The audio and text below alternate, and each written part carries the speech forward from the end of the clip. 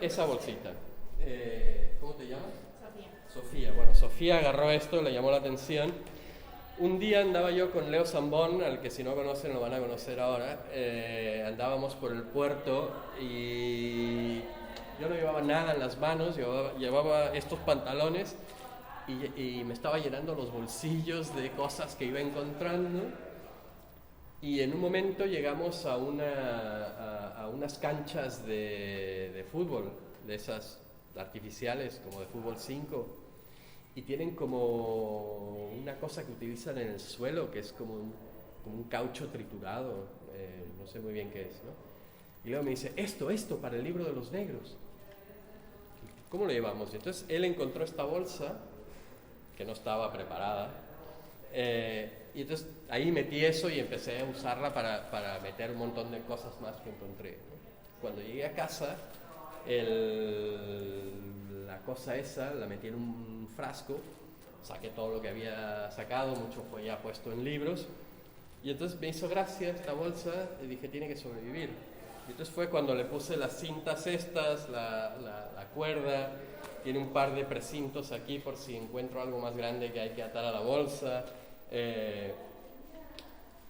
Y esta cosa un poco absurda de bolsa oficial de recolección, siempre me ha hecho mucha gracia esta cosa de, si bien en las Olimpiadas ves que Coca-Cola es la bebida oficial de las Olimpiadas, ¿no? Que es incomprensible, ¿no? Vas a ser un atleta y te vas a llenar de Coca-Cola, o yo qué sé, Marlboro es el tabaco oficial del campeonato de fútbol, ¿no? Cuando los futbolistas no fuman, pero antes era así. Antes las marcas de tabaco eran la marca oficial de tabaco de tal competición, ¿no? Entonces siempre me gustó eso de lo oficial, que en realidad es una cosa norteamericana. Oficial en inglés no significa lo mismo que en español. Oficial en español significa que es como del Estado, ¿no? En inglés significa que es lo que está certificado, que ha pagado para ser el único que está ahí, ¿no? Bueno, y entonces acá arriba, por ejemplo, está la ametralladora oficial de la Biblioteca Popular Ambulante, que todos estos cachos de madera, ninguno fue cortado especialmente para esto, fueron encontrados así en el taller. Entonces teníamos dijimos, es una ametralladora, y entonces alguien vino con y dijo, hay que ponerle y se lo pusimos. Y alguien vino con y nosotros ya nos habíamos ido, y cuando volvimos un par de días después, alguien había pegado ahí, y quedó así. Entonces fue cuando le pusimos todo este tipo de movidas, ¿no? Entonces, en ese sentido, es una obra sin creador, en realidad. Es una obra que tampoco en realidad es colectiva, porque no hubo una intención colectiva de hacerla, fue una obra que se fue haciendo, digamos, de cosas encontradas. Acumulativa. Acumulativa, es perfecta. ¿Vos sabés qué quería preguntar o decir algo? Que decías lo del inconsciente, y que me parece que también tiene mucho sentido, porque la gente todo el tiempo camina sobre eso y generalmente no lo ven. O sea, puedo ver cualquier cosa y no lo ven. Claro. Y eso es más que nada eso. O sea, que si mirás, ves un montón de cosas, pero está muy en el inconsciente porque vos pasás repetitivamente por un lugar donde se encuentran cosas siempre y... Hace un par de semanas estaba yo aquí y estaba hablando con unas personas que estaban mirando los libros, y una decía, yo nunca encuentro nada en la calle. No puedo creer. Y yo dije, ¿por qué no miras? Pero si caminas, y evidentemente si vas todo el tiempo mirando al suelo, te pierdes todo lo demás, ¿no? Hay que estar consigo. Exacto. Por todo. Cuando yo estudié en Estados Unidos, y yo tenía un profesor de filosofía que me súper marcó, y él él hacía una analogía deportiva del fútbol americano. El fútbol americano hay una posición que es el quarterback, que es el que lanza la pelota, el que se la pasa a otros, ¿no? Y tiene que tener una visión increíble ese tipo, porque tiene que ver toda la acción y casi tiene que ver atrás de él para que no lo agarren por atrás. tiene que tener una visión casi panorámica, 360 grados de ese entorno de mucha velocidad, de mucha violencia, ¿no? Y entonces está esta cosa marcada de tener este ojo de quarterback, ¿no? Que implica verlo todo en tu entorno, ¿no? Tener como esa mirada, esos ojos que pueden mirar hacia los edificios, que pueden mirar hacia adelante, que pueden mirar hacia los lados, que pueden mirar hacia el suelo, que algo te dice que hay atrás, ¿no? Y en los equipos de fútbol americano esto lo trabajan. No es solamente un talento natural, sino que lo trabajan. Y eso a mí me marcó. Yo tenía 20 años la primera vez que oí hablar de esto. Y me marcó para siempre. Y como artista, decir, ¿qué pasa si yo me propongo tener ese tipo, que no lo he logrado, pero ¿qué pasa si yo me propongo tener ese tipo de visión? ¿No? Poder mirar hacia todas partes, poder ver todo mi entorno, poder ver qué está pasando todo alrededor mío. No sé si es posible, no sé si es fácil, no es.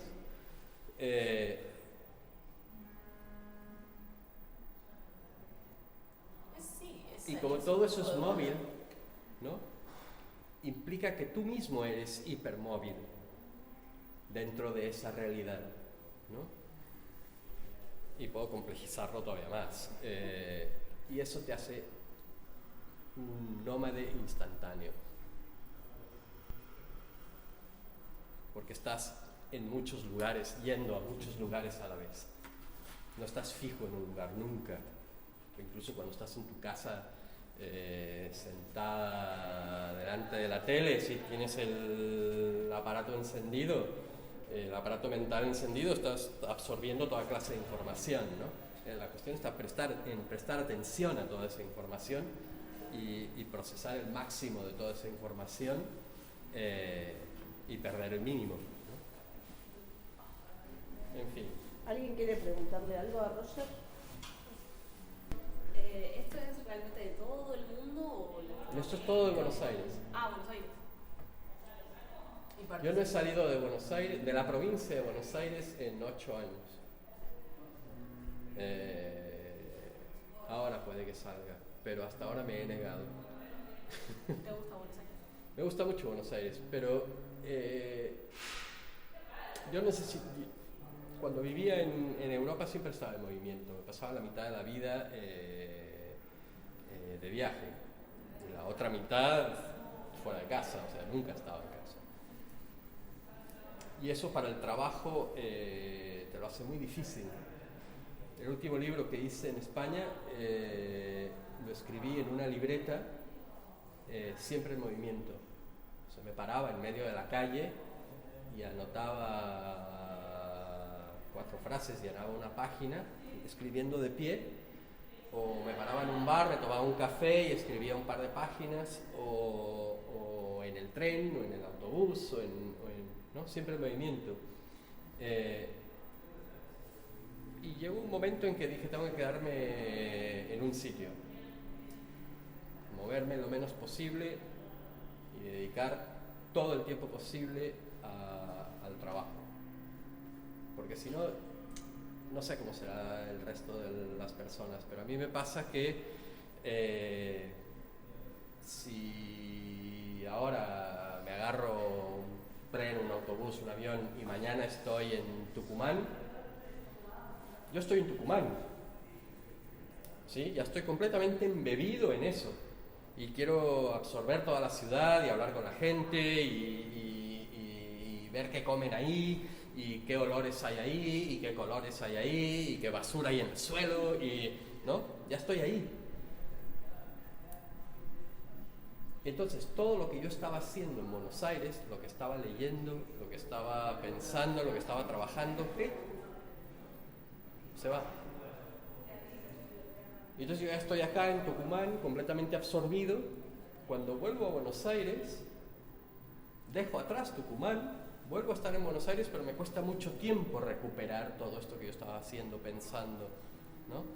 Pero esto es una limitación, no sé si al resto de las personas les pasa lo mismo, esto es una limitación que yo creo que es mía. Entonces, ese tiempo que me lleva a recuperar, ese es el tiempo perdido. No el tiempo que pasé en Tucumán, sino el tiempo que me lleva a recuperar. Y entonces, con los años, me voy haciendo cada vez más lento en eso. Entonces necesitaba quedarme fijo en un lugar y dedicarme absolutamente a un proyecto. Y cuando tomé esa decisión, esto no existía. Y pasaron como 2 años y empezó a existir esto. O sea que fueron como 2 años de procesar ideas, Tengo en mis cuadernos las primeras anotaciones de esto y son como de 2 años antes. O sea que me llevó mucho tiempo en asentarme lo suficiente como para poder armar este proyecto. ¿Por qué elegiste Buenos Aires para establecerte? Yo había venido a Buenos Aires en 2005 y 2006 con mis compañías de teatro de España y yo estaba muy enojado con la vida en España porque en España había como una cosa de que ahora tenemos que ser europeos del norte, tenemos que ser alemanes o holandeses o suecos o una cosa horrible por el estilo. Y yo siempre he sido del sur de Europa, del sur de América. Hablo inglés como nativo, pero siempre he sido hispanohablante, entonces siempre he sido del sur. Y esta nortificación, para mí era una mortificación horrible, donde en realidad estábamos perdiendo cosas muy buenas que tenía la vida en España, a cambio de la promesa, ni siquiera a cambio de lo que tenían en el norte de Europa, sino la promesa de lo que tenían en el norte de Europa, que nunca llegó, porque con la crisis se fue todo al carajo. Entonces, yo me vine antes de la crisis, entonces yo ya estaba enojado, y cuando vine las primeras veces, 2005 y 2006, a Buenos Aires, era una ciudad bastante más salvaje que ahora. La crisis 2001-2002 estaba allí. La gente la tenía muy marcada en la memoria, en el cuerpo, en todo, ¿no? En su lenguaje, en su manera de estar.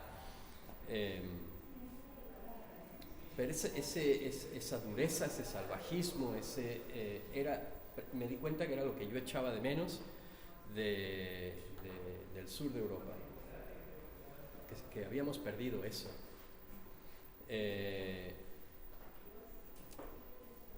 Y ese saber vivir de otra manera, que no sea todo tan regulado, tan marcado, plagado de prohibiciones. Entonces eso me llamó mucho la atención y dije wow, a lo mejor esto también en Argentina desaparecerá y se regulará todo y querrán ser como en el norte de Europa y pasará como pasa en todas partes, ¿no?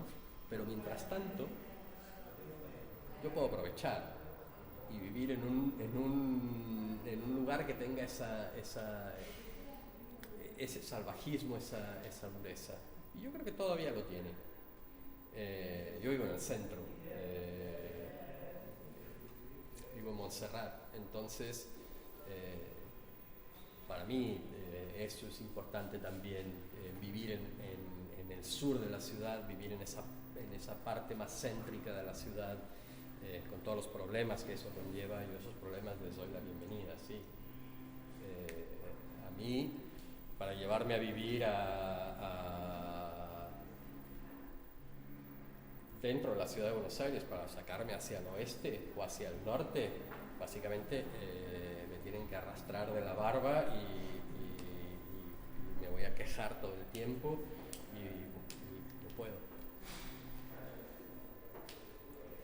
A mí me gusta vivir en un lugar que tenga algo de esa dureza, ¿no? y para mí es importante esa dureza porque me permite no dormirme, no solamente como ciudadano y como habitante de un territorio, sino como artista.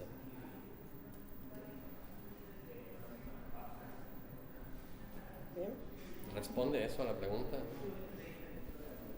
¿Estamos? ¿En este sector? ¿Preguntas? ¿Están? Bueno. Muchas Bien. gracias. Ahora pueden ir a pasarlo bien.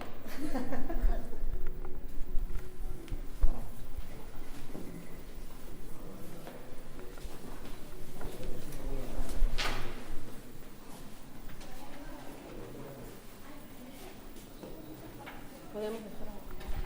No, ya te dejé la mochila.